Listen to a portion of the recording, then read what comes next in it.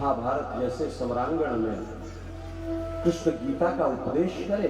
आप सोचो, जहां पर सरसंधान करके लोग सामने खड़े हो, मृत्यु हाय हाय चिल्ला रही हो, इसका वर्ण करूंगी उसका वर्ण करूंगी, उसमें उपदेश सूझते हैं क्या? लेकिन कृष्ण शांत हो करके, कृष्ण वही तो है जो संसार में विप्लव भी हो जाए तो भी शांत खड़ा है। कारण इसका यही है, कृष्ण संदेश देना चाहते हैं। इस ब्रह्मांड में कितनी भी उथल पुथल रहे, लेकिन जो ब्रह्म है ना, चैतन्यम शाश्वतम शांतम व्योमातीतम निरंजनम, वो जो जगतातीत है, हमारा जगत का अधिष्ठात्र है, जो हमारा पर ब्रह्म परमात्मा स्वरूप श्री कृष्ण है, वो कभी विचलित नहीं होता। लीला की दृष्टि अलग है, कृष्ण का जीवन बिल्कुल भिन्न है। गीता में कृष्ण ने कहा है, ज्ञान मार्ग दिया, भक्ति मार्ग दिया, कर्म मार्ग दिया। आप कुछ तो अपनाना नहीं चाहते, आप भटक रहे हो, ना भक्ति को स्थिर कर पाते हो, ना कर्म में मन लगाते हो, और ज्ञान तो अधकचरा आजकल व्हाट्सएप यूनिवर्सिटी का इतना है। कभी कभी हम लोगों को लगता है कि अब कथा इत्यादि को विश्राम दे करके ये व्हाट्सएप से ही गुरु ज्ञान लेना चाहिए। सुबह से शुरू होता, अच्छी चीज आवे उसको ग्रहण करो, लेकिन एक चीज का ध्यान रखो, बिना मार्गदर्शक के जो ज्ञान है वो आपका कल्याण नहीं करने वाला है।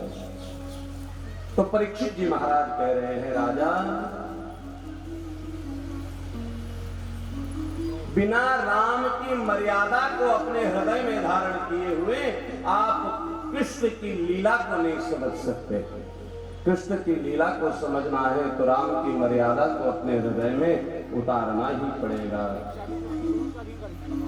बोले भगवान राघवेंद्र ने जिस पवित्र वंश में अवतार लिया उसे हम सूर्य वंश कहते हैं। सूर्य का वास्तविक नाम ही है विवस्वान।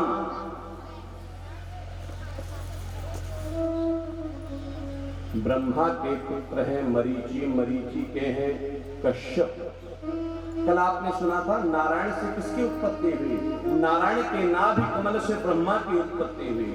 ब्रह्मा के पुत्र हैं श्रीमान मरीचि, मरीचि के हैं कश्यप, कश्यप के पुत्र हैं श्रीमान सूर्य।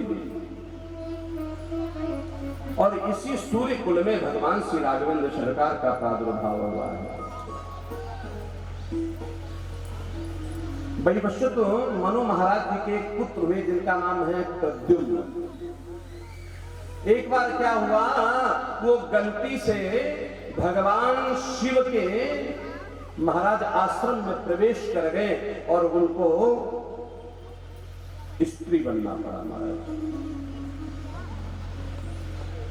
अंत में उन्होंने देह त्याग कर दी। एक दिव्य राजा हुए, वैवस्वत मनु के मन में बड़ा चिंतन हुआ।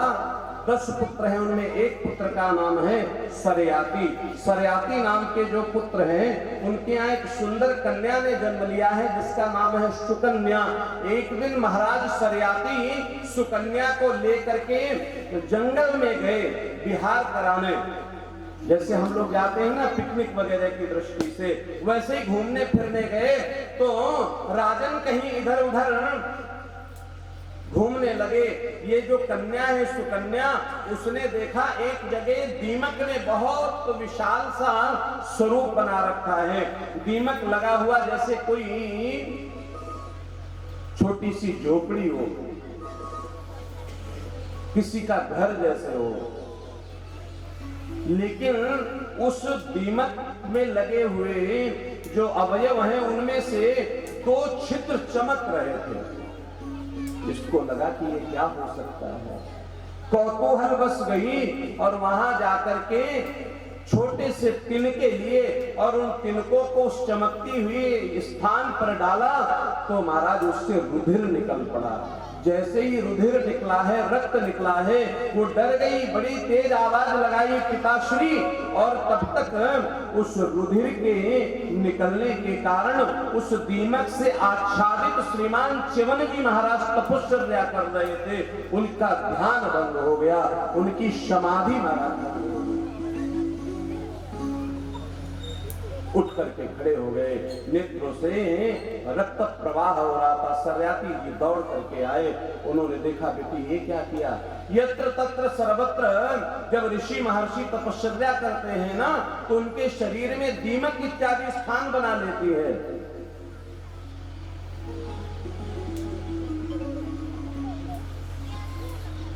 शर्याती जी ने कहा कि बड़ा अपराध बन गया मेरी बेटी से, अब हमें क्या करना चाहिए। बोले करना क्या चाहिए, अब तो हम किसी लायक नहीं रहे, अब तो एक गिलास जल भी हम अपने हाथ से नहीं ला सकते, एक लोटा जल भी नहीं ला सकते, भोजन की व्यवस्था भी नहीं कर सकते। अब आप ही बताओ मेरा जीवन कैसे चलेगा। तो कहते हैं आज शर्याती जी ने उस सुकन्या का विवाह श्रीमान च्यवन जी से कर दिया, और च्यवन जी ने अश्वनी कुमारों के द्वारा बताए गए एक दिव्य प्राश से एक औषधि बनी है च्यवन ऋषि के लिए, जिससे उनकी नेत्र ज्योति वापस आई है। आज जो हम च्यवन प्राश खाते हैं ना, वास्तविकता यही है, सबसे पहले महर्षि च्यवन के लिए अश्वनी कुमारों के द्वारा जो औषधि बनाई गई, जो नेत्र की ज्योति भी वापस लाने में सक्षम थी, उसी के नाते एक विशेष औषधि का नाम च्यवन प्राश दिया गया है। इन्हीं के कुल में बड़े दिव्य दिव्य राजा हुए। सूर्यवंश में एक राजा हुए नभग, नभग के हुए नाभाग, और नाभाग के ही श्रीमान अम्बरीश के महाराज है। अम्बरीश महाभागा। अब अम्बरीश जी क्या करते हैं, दिव्य यज्ञ करते हैं, दिव्य तपश्चर्या करते हैं। और कौन सा व्रत करते हैं, एकादशी का व्रत करते हैं। एकादशी व्रत का नियम है कि द्वादशी में उसमें उसका पारायण हो जाना चाहिए। एकादशी का व्रत रख करके द्वादशी में उसका पारण करना यह नियम है। तो एकादशी कैसी रहते हैं, बोले निर्जल व्रत रहते हैं। और कभी कभी ऐसी तिथियां आती हैं कि पता चला सुबह सुबह 5 बजे 6 बजे या सूर्योदय के बाद 10-15 मिनट ही, 20 मिनट, 1 घटी ही, 26 मिनट, 48 मिनट ऐसे ही तिथि बचती है।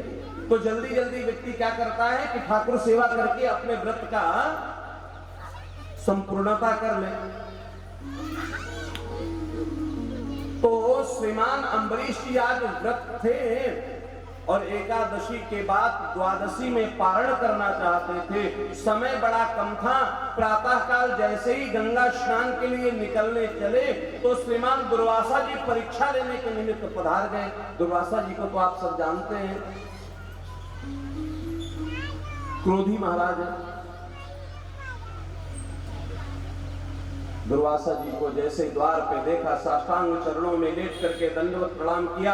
अहो भाग्य महाराज, हमारे क्या पधारे हैं, आज मुझे एकादशी के व्रत का महाराज संपन्नता करनी है, व्रत खोलना है।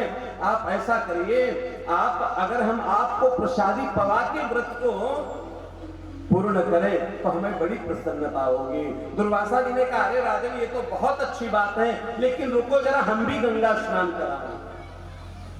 उनको तो परीक्षा लेनी थी। अब तो अम्बरीश जी महाराज जल्दी से गंगा स्नान करके आ गए। दुर्वासा जी महाराज गंगा स्नान करने लगे। 1 घंटे हो गया, 1.5 घंटे, द्वादशी तिथि बीती जा रही है, त्रयोदशी लगने को है। अम्बरीश जी महाराज छटपटा रहे हैं कि व्रत की मर्यादा नष्ट ना हो जाए, और दुर्वासा जी परीक्षा कर रहे हैं कि कितना निष्ठावान व्रत का है। अम्बरीश जी ने सोचा कि अब करें क्या, कुछ पल ही, कुछ क्षण ही शेष बचे हुए हैं। तो अपने समस्त ज्योतिषियों को बुलाया, अपने गुरुदेव को, वशिष्ठ को बुलाया। गुरुदेव ऐसे में हमें क्या करना चाहिए? तो बोले एक काम करो। बोले क्या? आपने भोजन इत्यादि का निमंत्रण दिया है? बोले हाँ। आप व्रत कौन सा रहते हो? बोले निर्जल व्रत रहते हैं। तो बोले एक कार्य करिए, हाथ में जल लेकर के आचमन कर लेना, जिससे जल को पीने का जो प्रभाव है ना, उससे निर्जला व्रत की मर्यादा जो है वो रह जाएगी। जल पीने से आपका व्रत भी खुल जाएगा और अन्न इत्यादि नहीं ग्रहण करने से दुर्वासा जी की मर्यादा भी रह जाएगी। और जैसे ही अम्बरीश जी ने हाथ में जल लेकर के आचमन करने का प्रयास किया, वैसे ही